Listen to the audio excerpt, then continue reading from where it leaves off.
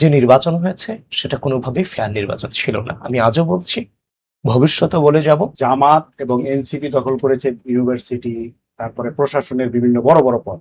আর ছাত্র দল, যুব দল এরা দখল করেছে টেম্পো স্ট্যান্ড, বাস স্ট্যান্ড। 5 আগস্টের পরে আমাদের মতো যে আমাদের বয়সের তরুণ ছাত্র নেতারা কারা হাজার হাজার কোটি টাকার মালিক হয়েছে, কারা বিভিন্ন জায়গা দখলদারিত্ব করেছে, কারা টেন্ডার বাণিজ্য করেছে, কারা নিয়োগ বাণিজ্য করেছে, কারা বদলি বাণিজ্য করেছে, এগুলো একটু দেখেন। আমাদের কোনো সম্পৃক্ততা আছে সেখানে জাতীয়তাবাদী ছাত্র দলের? একজনের সম্পৃক্ততা আপনি খুঁজে পাবেন না। এবং আমি আজকে বাংলা ভিশনের সেটে বসে বলে যাচ্ছি, বাংলাদেশ জাতীয়তাবাদী ছাত্র দল পূর্ণ পেনে বিজয়ী হবে ইনশাআল্লাহ সামনের ছাত্র সংসদগুলোতে। সুপ্রিয় দর্শক, আপনাদেরকে স্বাগত জানাচ্ছি বাংলা ভিশনের অনুষ্ঠান সমসাময়িকে। আমরা এই অনুষ্ঠানের সাম্প্রতিক বিষয়াবলী নিয়ে আলোচনা করার চেষ্টা করি। আজকে আমার সাথে আলোচনার জন্য স্টুডিওতে আছেন আবিদুল ইসলাম খান, যাকে আসলে পরিচয় করে দেওয়ার দরকার নাই। তিনি বিখ্যাত ছাত্র নেতা, ছাত্রদল থেকে ডাকসুর ভিপি প্রার্থী ছিলেন এবং ছাত্রদল ঢাকা বিশ্ববিদ্যালয় শাখার যুগ্ম সাধারণ সম্পাদক। জনাব আবিদুল ইসলাম খান, আপনাকে স্বাগত জানাচ্ছি। আপনাকে ধন্যবাদ ভাই নিয়ে আসার জন্য এখানে। আচ্ছা, আমরা আজকে মূলত আপনার সাথে ছাত্র রাজনীতি, বাংলাদেশের সাম্প্রতিক পরিস্থিতি নিয়ে আলোচনা করতে চাই। আমি প্রথমেই যে প্রশ্নটা আপনার কাছে করতে চাই, আপনার দলের না, বিএনপির চেয়ারম্যান জনাব তারেক রহমান, বাংলাদেশের প্রধানমন্ত্রী এখন, তিনি যে একটা জনবান্ধব রাজনীতির সূচনা করেছেন, যেটা বাংলাদেশের মানুষ সাম্প্রতিক ইতিহাসে দেখে নাই, এমন একটা রাজনীতির উনি সূচনা করেছেন। ওনার এই রাজনীতির সাথে ছাত্র দল বা আপনারা কতটা খাপ খাওয়াতে পারছেন? দেখেন, শুরুতেই যদি বলি, যখন বিশ্ববিদ্যালয়ে ভর্তি হই, আমরা যে রাজনৈতিক পথ চলা শুরু করেছি, এটা এমন না যে একটা নির্দিষ্ট স্বার্থের জন্য আমরা এই রাজনৈতিক পথ চলাটা শুরু করেছি। আমাদের একটা চিন্তাধারা ছিল, একটা অন্যায়ের বিরুদ্ধে আমরা লড়াই করবার জন্য এখানে এসেছি। আমরা স্পেসিফিক কোনো টার্গেট এখানে আসিনি। তো আমি সব সময়, আমি যখন কোথাও লিখতাম, কোনো পত্রিকাতে যদি লিখতাম, কোনো কলামে যখন কলাম লিখি তখন বলতাম, কোনো কথা বললে তখনও বলতাম, যখন কোথাও বক্তৃতা দেওয়ার সুযোগ হতো সেখানেও খুব গর্বের সাথে বলতাম যে বিগত দীর্ঘ সময়ে বাংলাদেশের রাজনীতিতে যারা রাজনৈতিক সংস্কৃতি, গণতান্ত্রিক মূল্যবোধ এবং নৈতিকতা যেখানে যে শূন্যের কোঠায় চলে গেছে, এটা একমাত্র সম্ভব যেদিন বাংলাদেশের জনমানুষের আকাঙ্ক্ষিত নেতৃত্ব জনাব তারেক রহমানের হাত ধরেই রাজনৈতিক সংস্কৃতি, গণতান্ত্রিক মূল্যবোধ এবং নৈতিকতা বাংলাদেশে ফিরবে। এবং এটা গর্বের সাথে বলতাম, এখন সেটা একের পর এক কার্যকর হচ্ছে, সেটা নিঃসন্দেহে এটা আমাদের জন্য অনেক বেশি গর্বের। তো সেটা বিশ্বাস করতাম যে ওনার হাত ধরেই রাজনৈতিক সংস্কৃতি, গণতান্ত্রিক মূল্যবোধ এবং নৈতিকতাটা ফিরতে হবে। এখন আমি যদি তৃণমূলের একটা ছেলে কিংবা সংগঠনের মাঝামাঝি লেভেলের একজন মানুষ যদি আমি চেষ্টা করি যে বাংলাদেশের যে বিগত যে রাজনৈতিক অপসংস্কৃতি ছিল এটা থেকে বের হয়ে যে সুস্থ রাজনৈতিক ধারাগুলো আমরা ফেরত আনবো, সেটা আসলে আমার দ্বারা সম্ভব না। আমার দ্বারা কয়জন মানুষ প্রভাবিত হবে?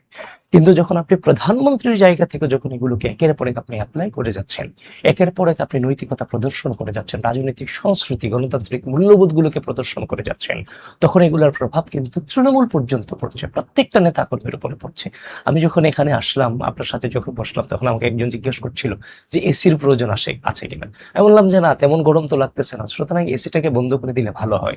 এই যে একটা হচ্ছে যে আমরা যে হচ্ছে যে আপনার কৃচ্ছতাপূর্ণ জীবনযাপনে যে একটা মানে অভ্যস্ত হচ্ছি বাংলাদেশের পার্সপেক্টিভে, এটা কোথা থেকে? এই প্রভাবটা তো চেয়ারম্যানের যে প্রভাবটা সেটা আমাদের উপরে পড়ছে। শুধু এখানে না, বিভিন্ন জায়গায় এই দৃষ্টিভঙ্গিগুলো আমাদের খুলছে এবং আমরা চেষ্টা করে যাচ্ছি। তো সেই জায়গা থেকে বিএনপি চেয়ারম্যান জনাব তারেক রহমান যে রাজনৈতিক সংস্কৃতির সূচনা করেছেন, আমরাও সেই রাজনৈতিক সংস্কৃতি ছাত্র সংগঠনের সে স্বপ্নটা দেখছি।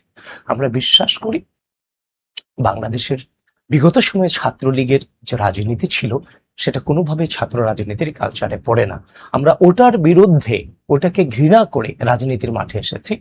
নিঃসন্দেহে ওটাকে আবার এস্টাবলিশ করবার জন্য নয়, সেটাতে আমরা ভুক্তভোগী। সুতরাং আমাদের দ্বারা সে রাজনৈতিক অপসংস্কৃতি আর কখনোই ফিরবে না। আমরা চাই ছাত্র রাজনীতিটা হবে শিক্ষার্থীদের পড়াশোনা, গবেষণা, সহশিক্ষা, তারপর হচ্ছে যে শিক্ষার্থীদের ব্যক্তিত্বে সম্পন্ন এবং হচ্ছে যে দেশপ্রেমিক হিসেবে গড়ে তোলে মানব সম্পদে রূপান্তরিত করবার জন্য ছাত্র সংগঠন হিসেবে শিক্ষার্থীদের পাশে আমরা ছায়া হয়ে থাকবো। এটাই হবে ছাত্র দলের রাজনীতি এবং এটাই হবে ছাত্র রাজনীতি। এবং যদি আমরা এই যে দেখেন আমরা বিগত সময়ে তরুণ সমাজ, যুব সমাজ যেভাবে পথভ্রষ্ট হয়েছে এবং পড়াশোনা থেকে দূরে গিয়েছে, শিক্ষা ব্যবস্থা যেভাবে ধ্বংস করা হয়েছে, দেখেন যদি যুব সমাজ এবং তরুণ সমাজকে যদি যথাযথভাবে দেশের মানব সম্পদে রূপদান করতে না পারি, তাহলে রাষ্ট্রতে একটা সময় টিকবে না। সুতরাং আমাদের টোটাল রাজনীতিটাই হবে ছাত্রদের কল্যাণে এবং দেশের কল্যাণে। কিন্তু বাংলাদেশের মাঠের বাস্তবতায় বলা হয়েছে ছাত্র দলের বিরুদ্ধে তো একই রকম রাজনীতি, আপনি যেটা বলছেন যে ছাত্রলীগের রাজনীতি ফিরে আসুক বা বহাল থাকুক, এটা আপনারা চান না, কিন্তু মাঠে ঘাটে প্রত্যন্ত জায়গায়, ইভেন রাজধানী ঢাকায় ছাত্র দলের বিরুদ্ধে অনেক অভিযোগ, দখল, চাঁদাবাজি, ইভেন চাঁদাবাজি ট্যাগটাই ছাত্র দলের গায়ে লেগে গেছে, এরকম একটা পরিস্থিতি। দেখেন আমি আপনার সামনে যে বসে আছি, এই আমাদের উত্থানটা পুনরুত্থানটা শুধু জুলাই কেন্দ্রিক নয়। আমাদের পুনরুত্থান ফ্যাসিস্ট হাসিনার বিরুদ্ধে এক দফার স্লোগানের মধ্য দিয়ে, হাসিনাকে স্বৈরাচার শব্দে গোটা বাংলাদেশে স্লোগানে স্লোগানে প্রতিষ্ঠিত করে, প্রতিটা মানুষের মুখে হাসিনাকে স্বৈরাচার শব্দে প্রতিষ্ঠিত করার মধ্য দিয়ে ধীরে ধীরে আমাদের গোড়াপত্তন। এবং এই জুলাইয়ের এই আন্দোলনটাকে এক দফার দিকে প্রভাবিত করতে জাতীয়তাবাদী ছাত্র দলের ব্যাপক ভূমিকা ছিল। এই যে 14 তারিখ রাতের যে স্লোগানটা স্বৈরাচার শব্দে গোটা বাংলাদেশে প্রতিষ্ঠিত করে, এটাও বাংলাদেশ জাতীয়তাবাদী ছাত্র দলের ছেলেরা রাজভাস্কর্য থেকে গোটা বাংলাদেশে এটা ছড়িয়ে দিয়েছে। আজকে জুলাই এত ভূমিকা থাকার পরে আমি যখন এই জুলাইয়ের শুরুর দিকে যেমন আমরা আন্দোলনে ছিলাম, একই সাথে মাঝামাঝি সময়ে ভিসি চত্বরে যখন মেয়েদের উপরে হামলা হয়েছে, সেখানে আমিও আহত হয়েছি, আমার অসংখ্য সহযোগী ছাত্র দলের সেখানে আহত হয়েছে। ঠিক একইভাবে সে বাড্ডার উত্তপ্ত রাজপথে শহীদের লাশ নিয়ে ফ্যাসিস্ট হাসিনার বিরুদ্ধে আমরা স্লোগান তুলেছি। একইভাবে 5 আগস্টের চাংখার পোলে ছেড়ে না যাওয়ার আকুতি জানিয়েছে, যেখানে 5 জন শাহাদাত বরণ করেছে। তা আমাদের ভূমিকা তো কম ছিল না, কিন্তু সেই জুলাইয়ের ভূমিকাকে ব্যবহার করে এ পর্যন্ত 4 আনা পয়সার অনধিকার চর্চায় রাষ্ট্রে করিনি।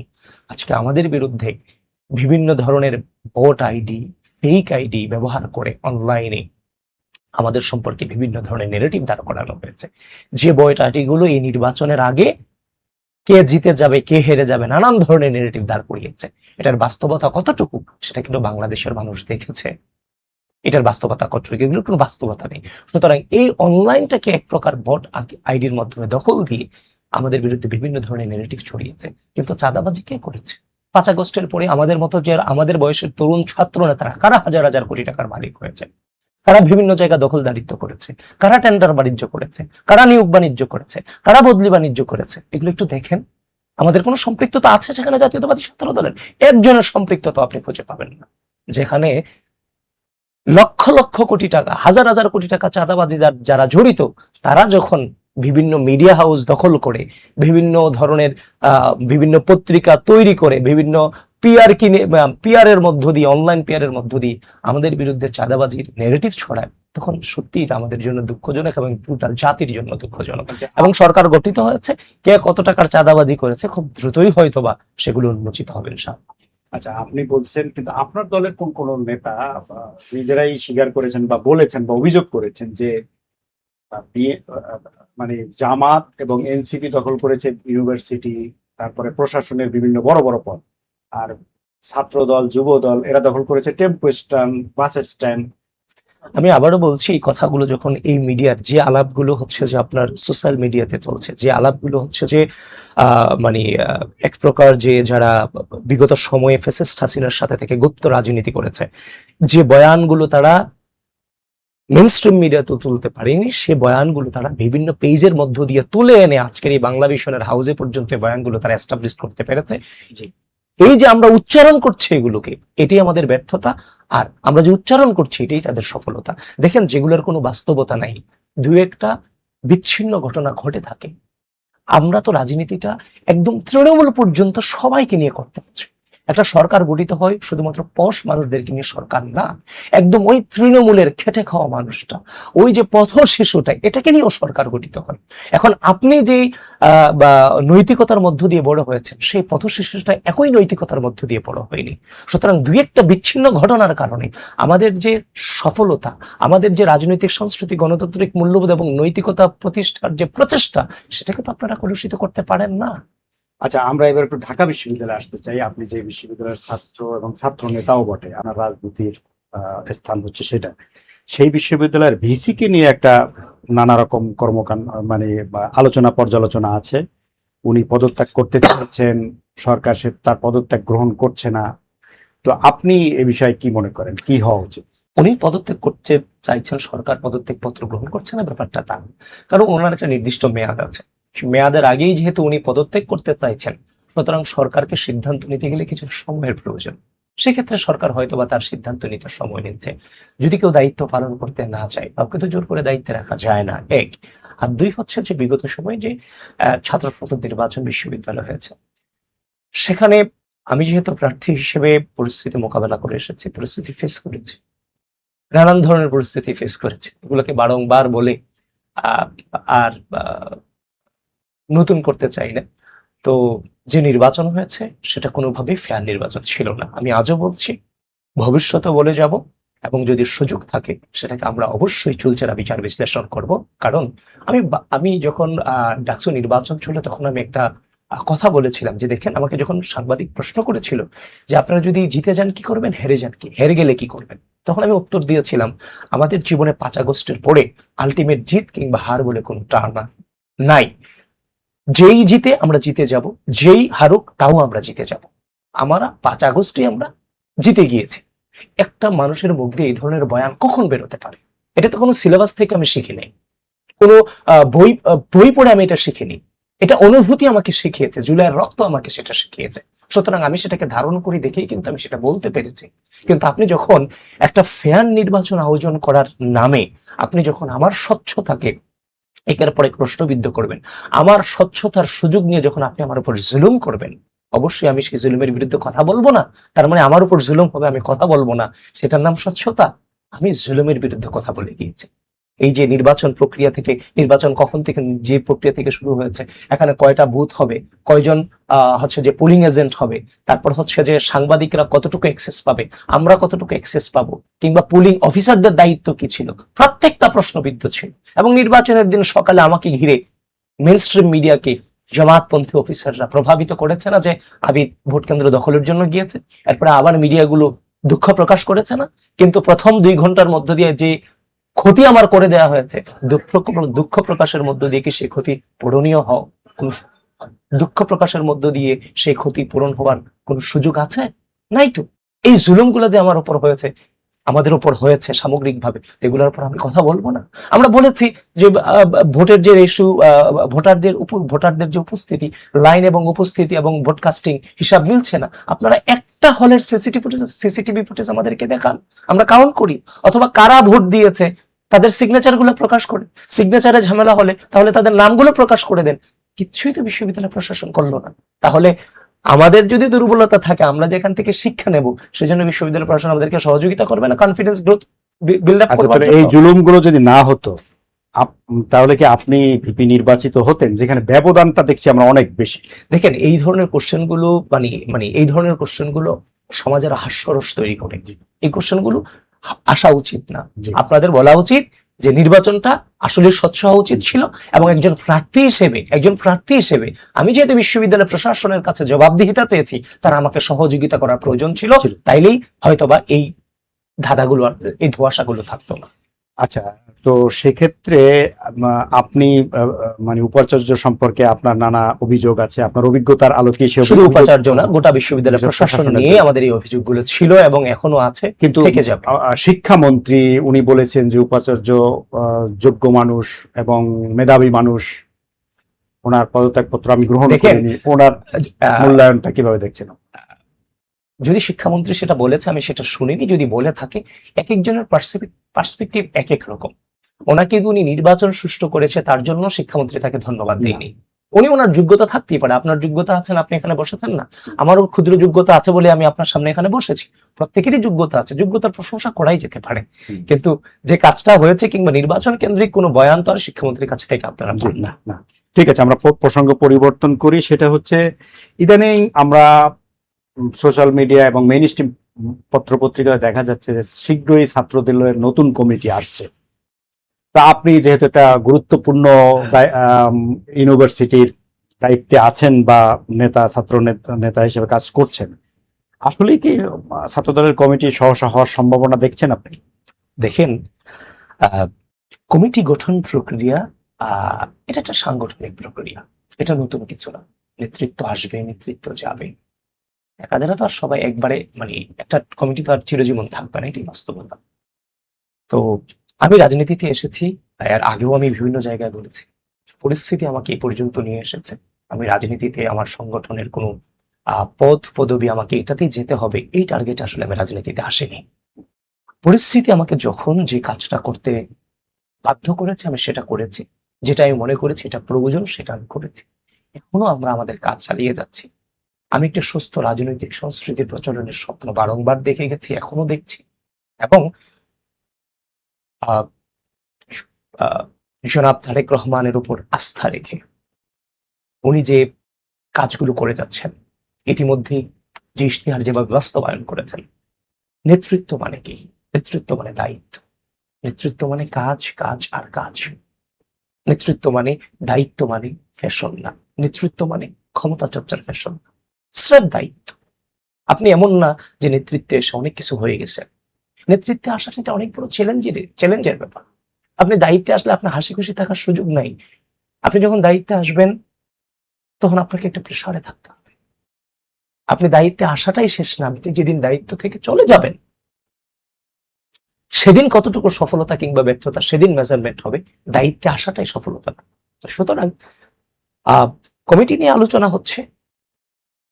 বাংলাদেশ জাতীয়তাবাদী ছাত্র দলের যারা নেতা কর্মী আছে, বিগত দীর্ঘ দুঃশাসনকে তারা মোকাবেলা করেছে, প্রত্যেকের জায়গা থেকে ডেডিকেটেড এবং যোগ্য। সুতরাং যেহেতু কমিটির আলোচনা আছে, তকদিরে যার নেতৃত্ব আছে, যিনি দায়িত্ব পালন করবেন তার হাতেই হয়তো বা মহান সৃষ্টিকর্তা দায়িত্ব দেবেন, সেটা টোটালটাই সৃষ্টিকর্তার হাতে বলে আমি বিশ্বাস করি। এই আর কি। আচ্ছা, অনেকে বলছেন যে দীর্ঘদিন থেকেই তো জনাব তারেক রহমান ছাত্র দলের অভিভাবকত্ব পালন করছেন। ছাত্র দলের কমিটি গঠনের ক্ষেত্রে ওনার একটা ভূমিকা থাকে, ভাইটাল ভূমিকা থাকে। এবছর উনি এই কাজটা লন্ডনে থেকে করতেন, প্রবাসে থেকে, বহুদূর থেকে। এবার উনি দেশে আছেন। তো এই ছাত্র দলের কমিটি কেমন হতে পারে, আপনার কি ধারণা? দেখেন, বিগত সময় আমরা ক্যাম্পাসগুলোতে থাকতে পারিনি। বাংলাদেশ একমাত্র রাজনৈতিক ছাত্র সংগঠন বাংলাদেশ জাতীয়তাবাদী ছাত্র দল, যে সংগঠনটা একদিকে যেমন ছাত্রদের জন্য লড়াই করে গিয়েছে, আরেকদিকে তেমন ভাবে ভোটাধিকার, মানবাধিকার ফিরিয়ে আনবার জন্য রাজপথে লড়াই করে গেছে। একদিকে যেমন অন্যান্য ছাত্র সংগঠনের নেতারা যেমন কিছুটা হলো সরকারের কাছ থেকে ছাড় পেত, সেই জায়গার মধ্যে বাংলাদেশ জাতীয়তাবাদী ছাত্র দলের নেতাকর্মীরা, অসংখ্য নেতাকর্মীরা আছে যারা তাদের একাডেমিক জীবন শেষ করতে পারেনি, যারা জেল জুলুমের শিকার হচ্ছে। আমাদের অসংখ্য ছাত্র দলের নেতাকর্মী আছে যারা গুম হয়ে গিয়েছে, খুন হয়েছে। সুতরাং এই যে একটা হচ্ছে যে রাজনৈতিক নিপীড়ন, সরকার কর্তৃক একটা স্ট্রিম রুলার চালানো হয়েছে আমাদের উপরে, যার ফলশ্রুতিতে আমরা কিন্তু ক্যাম্পাসগুলোতে ওইভাবে রাজনীতিটাকে আমরা আবাদ করতে পারিনি বিগত 17 বছরে। এবং 5 আগস্টের পরও ওই ফ্যাসিস্ট হাসিনার নেগেটিভ গুলো আমাদের উপরে বিভিন্নভাবে পোস্ট করা হয়েছে, যেখানে আমরা যথাযথভাবে বিশ্ববিদ্যালয়গুলোতে আমরা কিংবা ক্যাম্পাসগুলোতে কিংবা ছাত্র রাজনীতিতে আমরা যথাযথভাবে ফাংশন করতে পারিনি। তো এই যে একটা হচ্ছে যে ফ্যাসিস্ট বাহিনীর বিরুদ্ধে আমরা এতকাল লড়াই চালিয়ে গেলাম।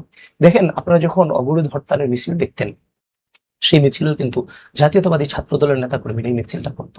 এই ঢাকা শহরে হরতাল অবরোধের সময় যেখানে ধরেন 3 মিনিট এই এরিয়াটাতে হাঁটতে আমার 3 মিনিট সময় লাগবে, এই 3 মিনিটের জায়গাতে একদিকে যেমন ফ্যাসিস্ট বাহিনী সশস্ত্র অবস্থায় থাকতো, police, RAB, BGB, DGFI, NSI থেকে শুরু করে সকল ধরনের বাহিনী প্রহরায় থাকতো, এর মাঝখানে ছাত্র দলের নেতাকর্মীরা মিছিল করতো, ফ্যাসিস্ট হাসিনার বিরুদ্ধে স্লোগান তুলতো। শত শত নেতাকর্মী দেখতেন না, সেখানে 20 জন, 25 জন, 30 জন মিলে ফ্যাসিস্ট হাসিনার বিরুদ্ধে মিছিল করতো। সেই মিছিল থেকে কেউ গুম হয়েছে, কেউ খুন হয়েছে, কেউ গ্রেফতার হয়েছে, কেউ হসপিটালে ভর্তি হয়েছে আহত হয়ে। তো এইরকম পরিস্থিতি ফেস করতে হচ্ছে শুধুমাত্র জাতীয়তাবাদী ছাত্র দলকে। তো এখন আমরা গুপ্ত পরিস্থিতিতে ছিলাম না যে গুপ্ত অবস্থায় থেকে ছাত্র দলকে সমর্থন দিলেই ছাত্র দল হওয়া যাবে, রাজপথে না থেকে আদর্শ চর্চা না করে, যার ফলশ্রুতিতে ক্যাম্পাসগুলোতে আমরা সেভাবে আবাদ করতে পারিনি ছাত্র দলটাকে। কিন্তু এখন যে সময়টা এসেছে, সে সময়টাতে আমরা আবাদ করার সুযোগ আমাদের এসেছে। বিগত সময়ের সকল নির্যাতন, নিপীড়ন, নিষ্পেষণকে কাজে লাগিয়ে ক্যাম্পাসে রাজনীতিকে, দেশে ছাত্র রাজনীতিকে পুনরুত্থান করবার জন্য ছাত্রদলকে একটা ইনস্টিটিউশনে, যথাযথ ইনস্টিটিউশন রূপদান করতে হবে, ফাংশন করাতে হবে। নেতৃত্ব মানে কি? নেতৃত্ব মানে আমি আবারও বলছি, দায়িত্ব, ট্রু লিডারশিপ প্রয়োজন। যেখানে হচ্ছে যে দেখেন, তারেক রহমান যখন নেতৃত্বের প্রভাবটা যখন তৃণমূলে পড়ে, এই যে দেখেন জনাব তারেক রহমান, তিনি বিএনপির চেয়ারম্যান, বাংলাদেশের প্রধানমন্ত্রী হয়েছেন, বাংলাদেশের আপামর মানুষের উপর উনি ইম্প্যাক্ট ফেলতে পারতেছে।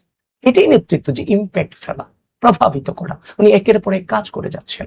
এই যে দেখেন উনি যে ইশতেহার দিয়েছেন, ফ্যামিলি কার্ড থেকে শুরু করে ফ্যামিলি কার্ড উনি দিয়েছেন, আমরা প্রচার প্রচারণা করেছি, আমাদের বিরুদ্ধে অনেক ধরনের অপপ্রচার চালানো হয়েছে।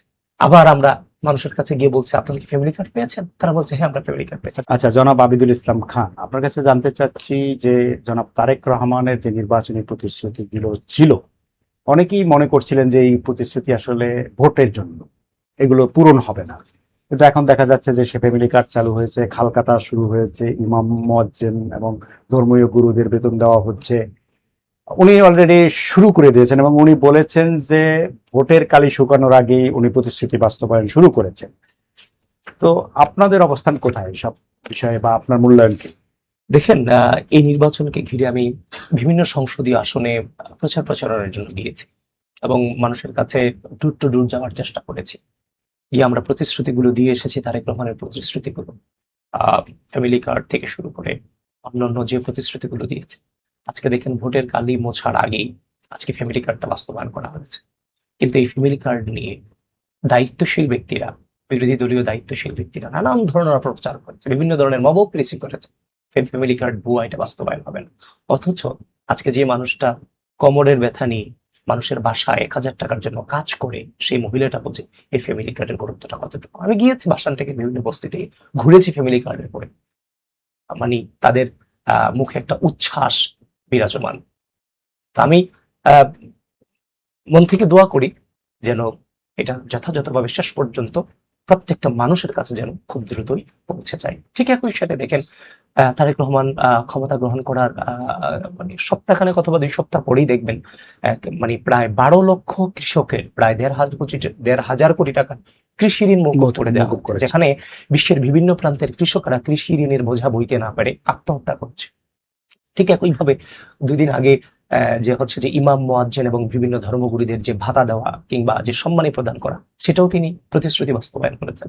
আমরা 31 দফার 29 নং দফাতে বলেছি যে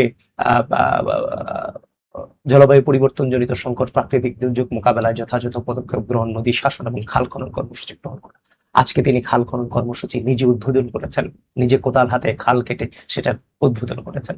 ঠিক একই সাথে প্রায় 12টা city corporation, most probably city কর্পোরেশনের যে পরিচ্ছন্নতা কর্মী আছে তাদের প্রত্যেককে ঈদ বোনাস দিচ্ছেন, যতটুকু আমি দেখেছি। এই যে পরিবর্তনগুলো, তারপর তিনি ভিআইপি প্রোটোকল ছেড়ে দিলেন, উনি জ্যাম ঠেলে যাচ্ছেন। এই যে জ্যাম ঠেলে যাওয়ার প্রভাবটা, যেটার মধ্য দিয়ে ইতিমধ্যে ট্রাফিক কিছুটা, মানে এই যে জ্যামটা কিছুটা কমেছে, উনি নিজেকে সাধারণ মানুষের কাতারে এনে উনি রাস্তা দিয়ে যাবেন, তাহলে চিরস্থায়ী একটা সমাধান হয়তো বা হতে পারে। এই কনফিডেন্সের জায়গা থেকে উনি এটা এই এই এই সংস্কৃতিগুলো পরিবর্তন করছেন। এবং এই যে দেখেন তেলের যে বৈশ্বিক তেলের যে মানে সংকট, এবং এই পরিস্থিতিতেও তেলের দাম বাংলাদেশে বাড়েনি। প্রায় বিশ্বের 85টা দেশে তেলের দাম বেড়েছে, কিন্তু বাংলাদেশে কিন্তু তেলের দাম বাড়েনি। ওনাকে প্রস্তাব করার পর উনি সেটাকে ডিনাই করে দিয়েছেন। এবং উনি চীন এবং ইরানের সাথে উনি কূটনৈতিকভাবে যোগাযোগ করেছেন, হরমুজ প্রণালীতে যেন বাংলাদেশে জাহাজ অবাধে চলাচল করতে পারে, সেটাকে তিনি এই যে নিশ্চয়তা প্রদান করে, সেটা তো এক প্রকার ভালো রকমেরই কূটনৈতিক সাফল্য। এবং ভারত এবং চীনের সাথে যোগাযোগ করে তেল আমদানি করার যে সিদ্ধান্ত, এটাও একটা পজিটিভ কূটনৈতিক সাফল্য। একই সাথে রাশিয়া থেকে তেল আমদানি করার, বিশ্বের অর্ধেক দামে রাশিয়া থেকে তেল আমদানি করার যে উদ্যোগ গ্রহণ করা হয়েছে, মানে যুক্তরাষ্ট্রের নিষেধাজ্ঞা কাটিয়ে, এটাও কূটনৈতিক অভাবনীয় সাফল্য। একের পর এক প্রতিশ্রুতি পূরণ করা এবং কূটনৈতিক সাফল্য উনি দেখিয়ে যাচ্ছেন। নিঃসন্দেহে ছাত্রনেতা হিসেবে আমাদের জন্য এগুলো গৌরবের, এবং আমাদেরকে এগুলো অনুপ্রেরণা প্রদান করে। উনি যে বলছেন নেতৃত্ব মানে দায়িত্ব, দায়িত্ব মানে কাজ, কাজ আর কাজ, সেটাকে তিনি বাস্তবায়ন করছেন এবং আমরা সেদিকে এগিয়ে যাচ্ছি। ট্রু লিডারশিপ অর্জন বাংলাদেশের প্রত্যেকটা সেক্টরে, তারেক রহমানের ট্রু লিডারশিপের প্রতিচ্ছবি।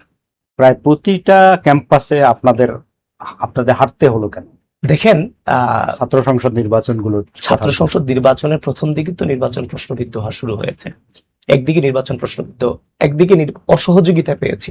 আমাদের যে প্রস্তুতি নেওয়ার প্রয়োজন ছিল, কিংবা ক্যাম্পাসে যে পরিবেশ তৈরি করার দরকার ছিল, সেই পরিবেশটা আমরা পাইনি।